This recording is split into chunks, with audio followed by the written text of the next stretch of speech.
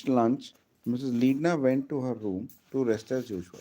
Lunch finished किया Mrs. Leidner अपनी गई lunch के लिए. I settled on a bed with plenty of pillows and a book and was leaving the room when she called me back. Books के साथ और pillows के साथ. Don't go now, there's something I want to say to you. I came back into the room, shut the door. I obeyed. She got up the bed and began to walk up and down the room. I could see that she was making up her mind to say something and I didn't like to interrupt her. कुछ बताने वाली थी तो interrupt नहीं करना चाह रही थी. नर्स करिए ना. हाँ हाँ नर्स कह रही है. She was clearly in a great indecision mind. At last she seemed to have nerved herself to the required point. She turned to me and said abruptly, "Sit down." I sat by the table very quietly. She began nervously, "You must have wondered what this is all about." I just nodded without saying anything. I made up my mind to tell you everything. I must tell someone or else I shall go mad. मुझे कुछ बताना पड़ेगा. है ना? Well, I said, I think really it would be just as well. It's not easy to know the best thing to do when one's kept in dark. She stopped in her uneasy walks and faced me. Do you know what I'm frightened of? Leena ने कहा तुम्हें पता है मैं किससे डरती हूँ? Some man, I said. Yes. But I didn't say whom. I said what? I waited, she said. I'm afraid of being killed. मुझे लग रहा है कि मुझे मार देंगे. Well, it was out now. I wasn't going to show any particular concern. She was near enough hysterics as it was. Dear me, I said. So that's it, is it? Then she began to laugh. She laughed and she laughed. And the tears ran down her face. The way you said that, she gasped, the way you said it. Now, I said, this won't do. I spoke sharply. I pushed her into a chair and went over the washstand and got a cold sponge and bathed her forehead and wrist. ये सब नहीं चलेगा, इसे डरने की ज़रूरत नहीं है. वो स्पॉन्ज लेके आई और उसके हेड और रिस्ट को वॉश किया. No more nonsense I said. Tell me calmly and sensibly all about it. बकवास नहीं, मेरे को कामली सेंसिबली बताओ क्या बात है. That stopped her. She sat up and spoke in her natural voice. You're a treasure, nurse, she said. You make me feel as though I'm 6. I'm going to tell you. तुम मुझे एकदम young feel कराती हो. मैं तुम्हें बताती हूँ. That's right, I said. Take your time and don't hurry. She began to speak slowly and deliberately. When I was a girl of 20, I married a young man in one of her state departments. It was in 1980. 1918 में मैंने शादी की. एक young man जो कि एक one of the department था 1918 में. I know, I said. Mrs. Mercado told me he was killed in the war. But Mrs. Leidner shook her head.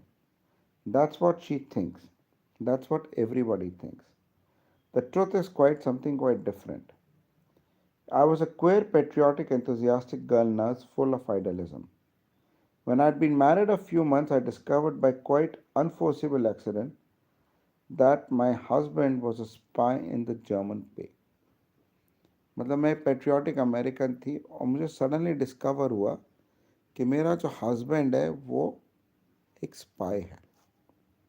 I learn that the information supplied by him, उसकी जो information जो देता था, had led directly to the sinking of an American transport and loss of hundreds of lives. Transport का loss हो गया. I don't know. वो खुद भी अमेरिकन था. नहीं, वो जर्मन स्पाई था. I don't know. I don't know what most people would have done, but I'll tell you what I did. I went straight to my father, who was in the war department, and told him the truth. Frederick was killed in the war, but he was killed in America, shot as a spy. He was killed in the war. उसको America में मारा गया था और वो एक as a spy मारा गया था. Oh dear, dear, I ejaculated. How terrible. Yes, she said, it was terrible. He was so kind, so so gentle, and all the time. But I never hesitated. Perhaps I was wrong. मैंने hesitate नहीं किया. बड़ा kind और gentle आदमी था. तो Frederick को America में ऐसे स्पाई मारा गया था. It's difficult to say, I said. I'm sure I don't know what would one do. What I'm telling you was never generally known outside the state departments. Ostensibly, my husband had gone to the front and had been killed. I had a lot of sympathy and kind shown to me as a war widow. जब मेरे husband की death हुई तो मेरे husband as a war widow जो थी बहुत kindness sympathy दी गई पर मरवाया मैं नहीं था. Her voice was bitter and I nodded comprehendingly. Lots of people wanted to marry me, but I always refused. I had had too bad a shock. I didn't feel I could ever trust anyone again. Yes, I can imagine feeling like that. And then I became very fond of a certain young man. I wavered. An amazing thing happened. I got an enormous letter from Frederick saying that if I married another man, he'd kill me. तो इसकी जो थी क्या हुआ, एक letter आया, इसको एक लड़का पसंद आया और फिर इसको एक लेटर आया फ्रेडरिक से कि अगर तुमने किसी दूसरे से शादी की तो वो मुझे मार देगा. लेटर किसने दिया था? फ्रेडरिक से. फ्रेडरिक से. अभी फ्रेडरिक हो सकता है किसी तरीके से जिंदा हो. फ्रेडरिक कौन था? फ्रेडरिक इसका हस्बैंड था पहला वाला, जो कि जर्मन जो था शूट आउट हो गया था स्पाई का. तो वो तो मर ही गया था. पता नहीं. From Frederick, from your dead husband? Yes, of course. I thought at first I was mad or dreaming. At last I went to my father. He told me the truth. My husband hadn't been shot after all, he had escaped. But his escape did him no good. He was involved in a train wreck a few weeks later and his dead body was found amongst others. मतलब वो उसका husband जो था shoot out से भागा था और जब भागने के बाद जो था वो एक ट्रेन wreck में फंसा और वो मर गया था. My father had kept the fact of escape from me, and since the man had died anyway, he had seen no reason to tell me anything until now. But the letter I received opened an entirely new possibilities. Was it perhaps the fact that my husband was still alive? My father went into the matter as carefully as possible. My father died. And he declared that as far as one could humanly be sure, the body that was buried as Frederick's was Frederick's. There had been a certain amount of disfiguration so that he could not speak with absolute cast iron certainty, but he reiterated his solemn belief that Frederick was dead and that this letter was a cruel, malicious hoax. The same thing happened more than once. If I seemed to be on intimate terms with any man, I would receive a threatening letter. In her husband's handwriting, she said slowly, that is difficult to say. I had no letters of it, I had only memories to go by. There was no allusion or special form of words that could make you sure. No, there were certain terms, nicknames for instance, private between us. If one of those had been quoted or used, then I would have been quite sure. Yes, I said thoughtfully, that is odd. It looks as though it wasn't her husband, but is there anyone it could be? There is a possibility. Frederick had a younger brother, a boy of 10 or 12 at the time of her marriage. तो Frederick का एक छोटा भाई था, 10-12 साल का लड़का. He worshipped Frederick and Frederick was devoted to him. उसका जो छोटा भाई था फ्रेडरिक को बहुत प्यार करता था, फ्रेडरिक भी उसको बहुत प्यार करता था. What happened to this boy William, his name was, I don't know. It seems to me possible that adoring his brother fanatically as he did, he may have grown up regarding me as directly responsible for Frederick's death. He had always been jealous of me and may have invented this scheme by way of punishment. It's possible, I said. It's amazing the way children do remember if they had a shock. I know. I have dedicated his life to revenge. Please go on. There isn't very much to tell. I met Eric 3 years ago. I never meant to marry. Eric made me change my mind. Right up to our wedding day, I waited for another threatening letter.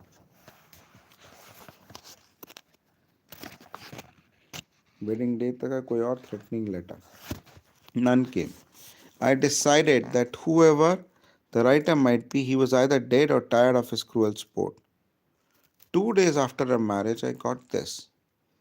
Drawing a small attache case that was on the table towards her, she unlocked it, took out the letter, and handed it to me. The ink was slightly faded. It was written in a rather womanish hand with a forward slant. You have disobeyed. Now you cannot escape. You must be Frederick Brosner's wife only. You have got to die. I was frightened, but not so much as I might have been to begin with. Being with Eric made me feel safe. Then a month later, I got a second letter. I have not forgotten. I'm making my plans. You have got to die. Why did you disobey? उसको letters आने लग गए. सुन रही हो माँ? क्या होगा? Does your husband know about this? Mrs. Leidner answered slowly. He knows that I'm threatened. I showed him both the letters when the second one came. He was inclined to think the whole thing was a hoax. He thought also that it might be someone who wanted to blackmail me by pretending that my first husband was alive. She paused and then went on.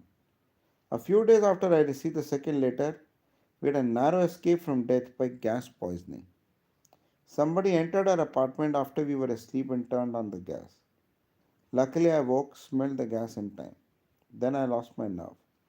I told Egret how I had been persecuted for years, and I told him that I was sure this madman, whoever he might be, did really mean to kill me. I think that for the first time I really did think it was Frederick. There was always something a little ruthless behind his gentleness. उसका gentle था, बहुत ruthless था. Eric was still, I think, less alarmed than I was. He wanted to go to the police. Naturally, I won't hear of that. Eric जो था वो जो दूसरा वाला था एरिक इसका अभी करंट हस्बैंड है. फ्रेडरिक उसका पहला हस्बैंड. हाँ हाँ हाँ और बीच का लड़का उसका भाई था. नहीं नहीं ये जिससे शादी करना चाह रहे थे. Eric. अच्छा Eric was still, I think, less alarmed than I was. He wanted to go to the police. Naturally, I won't hear of that. In the end, he agreed that I should accompany him here and that it might be wise if I didn't return to America in the summer but stayed in London or Paris. We carried out our plan and all went well. I felt sure now that everything would be all right. After all, we had put half the globe between ourselves and my enemy.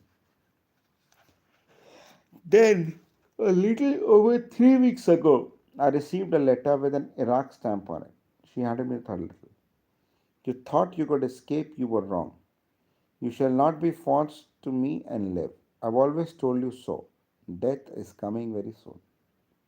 And a week ago, this, just lying on the table here, it has not even been gone through the post. I took the sheet of paper from her. There was just one phrase crawled across it. I have arrived. She stared at me. You see, you understand.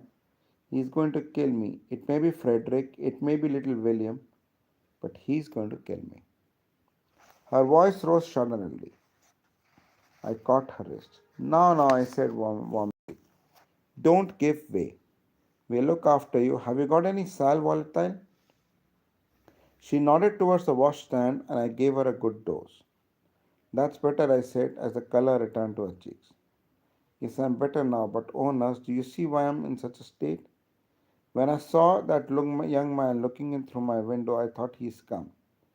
Even when you arrived, I was suspicious. I thought you might be a man in disguise. The idea. Oh, I know it sounds absurd.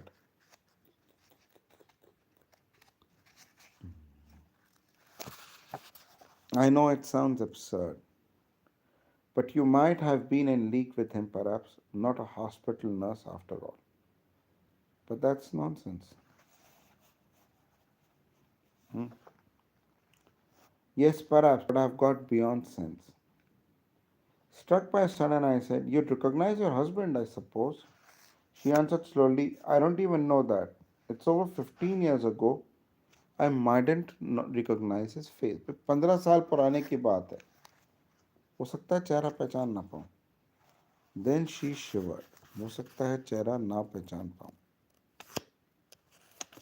ऐसा हो सकता है. Hmm? I saw it one night, but it was a dead face. There was a tap on the window, and then I saw a face. A dead face, ghastly and grinning against the pane. I screamed and screamed, and they said that there wasn't anything there. I remembered Mrs. Mercado's story. You don't think I said hesitatingly that you dreamed that? I'm sure I didn't. I wasn't so sure. It was the kind of nightmare that was quite likely under circumstances that might easily be taken for a waking occurrence. However, I never contradict a patient. I soothed Mrs. Leidner as best as I could and pointed out that if any stranger arrived in the neighborhood, it was pretty sure to be known.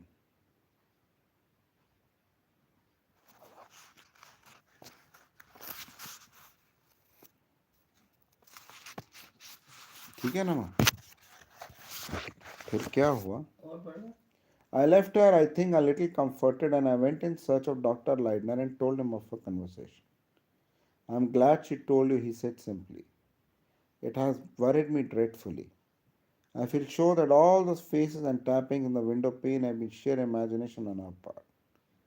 I haven't known what to do the best. What do you think of the whole thing?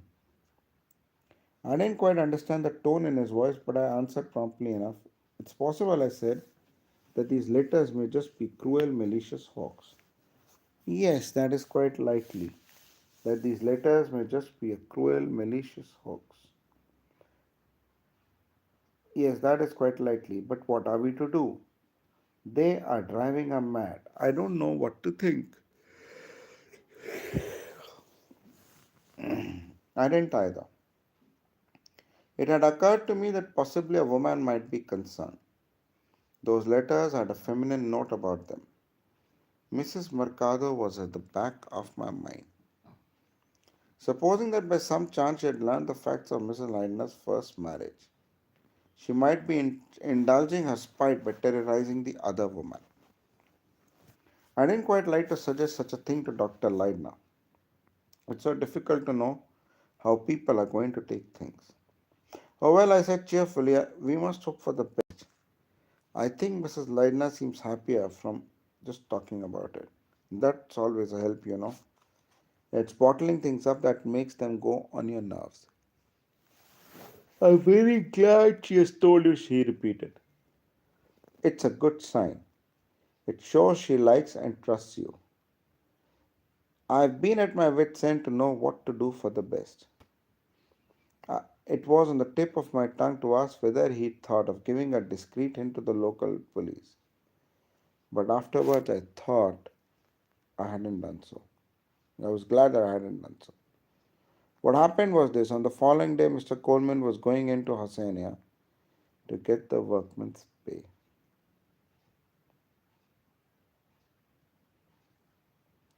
He was taking all her letters to catch the airmail. The letter as written was dropped into a wooden box on the dining room sill. Last thing that night, Mr. Coleman took them out and was sorting them out in bundles and putting rubber bands round them.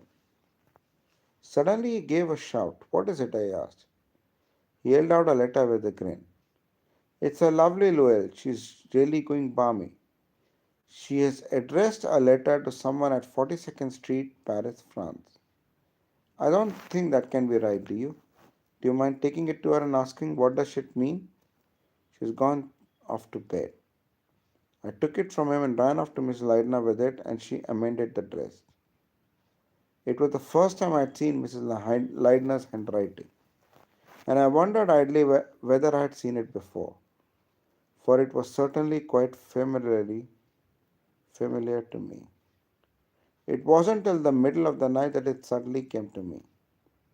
Except that it was bigger and more straggling, it was extraordinarily like the writing on the anonymous letters.